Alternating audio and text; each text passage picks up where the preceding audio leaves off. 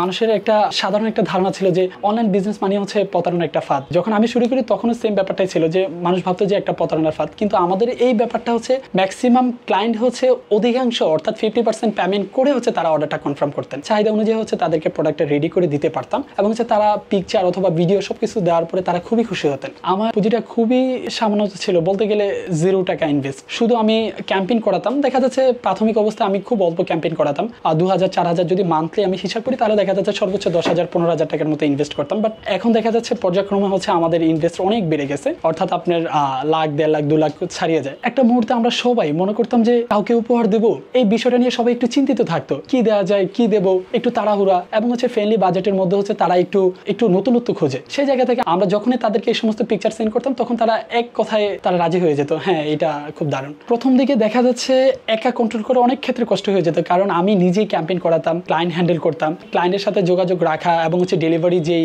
Chain আছে বা delivery chain, তো এগুলো সবকিছু নিজে নিয়ন্ত্রণ করতে হতো। দেখা যাচ্ছে এত চাপ, আমি একটা সময় নিজের শারীরিক এবং হচ্ছে মানসিকভাবে খুব বেশি চাপগ্রস্ত হয়ে পড়তাম। বাট এই চাপটা একটা সময় আমাকে অনেক কিছু শিখিয়েছে। যখন আমার পেজটা বন্ধ হয়ে যায়, কোনোভাবে হচ্ছে বুস্ট করা পসিবল ছিল না, এই ব্যাপারটা আমাকে যথেষ্ট হতাশার মধ্যে ফেলে দেয়। আমি চূড়ান্ত হতাশায় হচ্ছে একটা পর্যায়ে বেশ কয়েকটা এজেন্সির সাথে কথা বলছি, ওরা আমাকে কোনোভাবে হচ্ছে এটার সমাধান দিতে পারে না। দেন হচ্ছে আমি খানিকটা স্তব্ধ হয়ে যাই। অলমোস্ট 1 বছর পরে হচ্ছে আবার ব্যাক করি আমি। আমার কাছে মনে হচ্ছে যে এখান থেকে আমার কিছু একটা পাওয়ার আছে। আমার কাছে মনে হচ্ছিল যে এই বিজনেসটা খুব দারুণ একটা বিজনেস, একদম স্ট্যান্ডার্ড একটা বিজনেস। আমি এই কাজটা করে আমি খুব কমফোর্ট ফিল করতাম। আমার কাছে লাস্ট 3 বছর আগে মনে হচ্ছিল যে এটা দিয়ে মনে হচ্ছে কিছু একটা করা পসিবল, কারণ আমি তখন দেখতেছি যেটা প্রাথমিক অবস্থা হচ্ছে আমি আমার গ্রোথের প্রতি যথেষ্ট নজর রাখছিলাম। আমি হচ্ছে সামান্য যেটা প্রফিট করতাম সেটা হচ্ছে আবার আমি ইনভেস্ট করে দিতাম, ইনভেস্ট করার পরে আবার দেখতাম কি প্রফিট হচ্ছে সেটা আবারও ইনভেস্ট করে দিতাম। এইভাবে ইনভেস্ট করার প্রতি হচ্ছে আমি আবার গ্রোথের প্রতি খেয়াল রাখতাম। পেজের যে গ্রোথ আলহামদুলিল্লাহ একটা পর্যায়ে এটা চেইন সিস্টেম হয়ে গেছে, অর্থাৎ একটা ম্যাজিকের মতো হয়ে গেছে। খুব দারুণ রেসপন্স পাচ্ছিলাম। প্রাথমিক অবস্থা আমার খুব কষ্ট করতে হয়েছে, বাট একটা সময় মনে হচ্ছে যে এটা ম্যাজিকের মতো হয়ে গেছে। এখন আলহামদুলিল্লাহ আর চাইলেও বসে থাকা যায় না। আমার চিন্তা ভাবনা ছিল যে অফিস করার ব্যাপারটা, যে অফিস করব, বসের কথাবার্তা শুনবো অথবা অফিসের যেই যাবতীয় প্যারা, এগুলো আমি তখন থেকে একটু অপছন্দ করতাম। সেই চাপ থেকে আমাকে ভিতর থেকে একটা চাপ আসতো, আমাকে উদ্যোক্তা হতে হবে, আমাকে একটা বিজনেস দাঁড় করতে হবে। ছোটবেলা থেকে হচ্ছে ভাবতে গেলে অ্যাগ্রো সেক্টরটা নিয়ে আমার লং একটা টাইম চলে যায় এবং সেখানে হচ্ছে আপনার একে একে বেশ কয়েকটা কোর্স আমি সম্পূর্ণ করি, কিন্তু দিন শেষে যেটা মনে হলো যে সেখানে প্রচুর অর্থের প্রয়োজন, যেটা আমার এফোর্ড করার মতো ক্ষমতা তখন ছিল না। দেন হচ্ছে সেটা স্কিপ করি।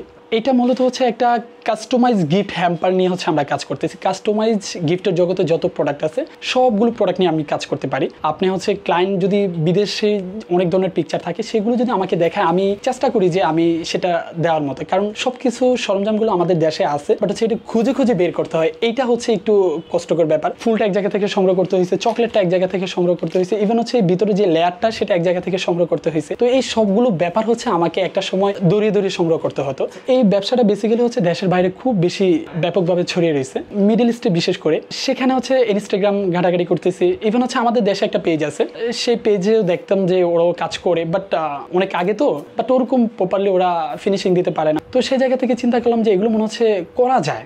এটা অলমোস্ট 5 অথবা 6 ইয়ার্স আগে। তখনও আমি স্টিল স্টুডেন্ট, বাট হচ্ছে পড়াশোনার পাশাপাশি হচ্ছে বুস্ট করাতাম মার্কেটিং এর যে ব্যাপারটা। শুরুটা হচ্ছে যে আপনার ক্যাম্পেইন, ইনস্টাগ্রাম থেকে বেশ কিছু পিকচার সংগ্রহ করা, সেগুলো হচ্ছে নিজের পেজে আপলোড করা, একটু এডিট করে হচ্ছে আপলোড করা। দেন হচ্ছে ক্লায়েন্ট বলতে যে এটা দিতে পারবেন, হ্যাঁ সেম টু সেম দেওয়া যাবে। দেন হচ্ছে ক্লায়েন্টের পছন্দ মতো তারা আবার কিছু কাস্টমাইজ করতে তাদের পছন্দ অনুযায়ী, যেমন ভাইয়া রিবনটা আপনি চেঞ্জ করতে পারেন, রেডের জায়গায় আপনি হোয়াইটটা দিতে পারেন, অথবা বেলুনটা আপনি চেঞ্জ করতে পারেন। তো এই ব্যাপারগুলো হচ্ছে ক্লায়েন্টের যে ডিমান্ডটা, সেই ডিমান্ডটা হচ্ছে আমি ফুলফিল আপ করার ট্রাই করতাম। তারা খুশি হতেন, যথেষ্ট খুশি হতেন। এখনো পর্যন্ত আমাদের অনলাইন কেন্দ্রিকই হচ্ছে মার্কেটিংটা চলতেছে, অফলাইন খুবই কম।